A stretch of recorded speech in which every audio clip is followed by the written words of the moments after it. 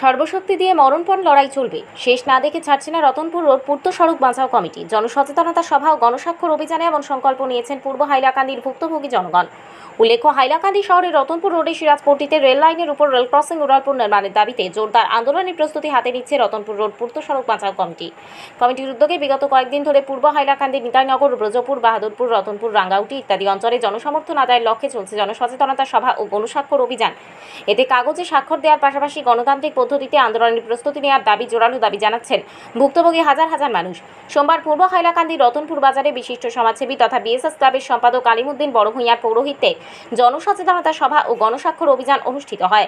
সভায় উদ্দেশ্য ব্যাখ্যা করেন রতনপুর রোড পূর্ত সড়ক বাঁচাও কমিটির সম্পাদক মেহবুব আলম চৌধুরী। তিনি বলেন, দীর্ঘদিন ধরে রতনপুর রোডের সিরাজপট্টিতে রেল লাইনের উপর উড়ালপুর নির্মাণের দাবি জানানো হচ্ছে।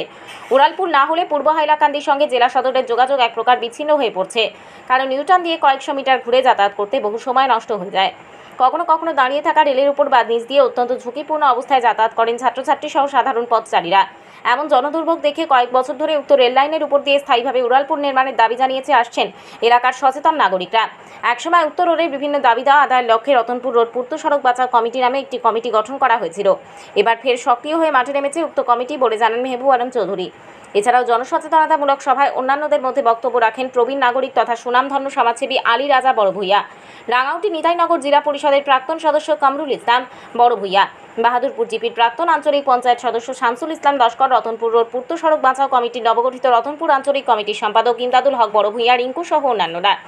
এছাড়াও রতনপুর রোডের উড়ালপুরের সময়োপযোগিতা তথা আসাম সরকার সহ রেল কর্তৃপক্ষ এই উড়ালপুর নিয়ে বর্তমান অবস্থান এবং এর পরিপ্রেক্ষিতে কমিটির বর্তমান ও আগামী দিনের পরিকল্পনা সহ গণতান্ত্রিক উপায়ে দাবি ও অধিকার আদায় কিভাবে এগিয়ে যেতে হবে তা নিয়ে এক বিশেষ সারগর্ভ আলোচনা করেন রতনপুর রোড পূর্ত সড়ক বাঁচাও কমিটির কার্যকরী সভাপতি আইনজীবী সিকান্দার সরোয়ার হুদা সাম্মি চৌধুরী।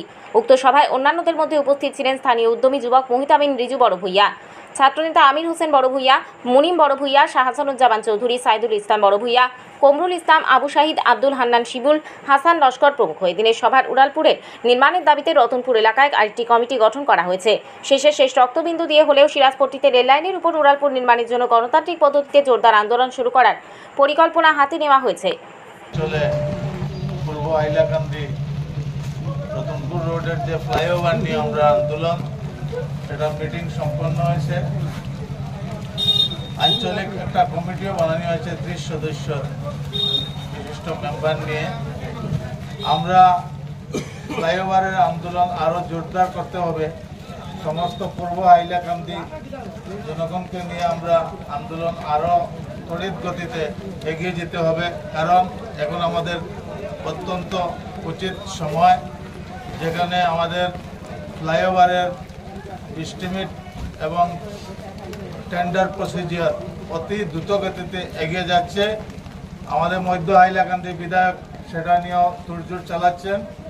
আমরা যদি ওনার সঙ্গে আরও আন্দোলনে জোরদার সহযোগিতা করি, আমাদের কাজ আরও সহজ হবে।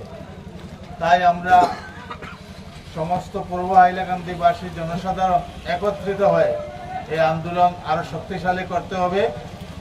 বর্তমানে আমাদের ফ্লাইওয়ে ওভারব্রিজ সেটা রেলওয়ে 100% কস্টিং দিয়ে করবে। যদি রেলওয়ে একটা মাইনস বাইর করিয়েছে যে যদি ন্যাশনাল হাইওয়ে রোড ছাড়া যে কোনো রোড হয়, স্টেট রুরাল হয়, সেটা ওরা 100% কস্টিং দিয়ে ফান্ডিং করবে।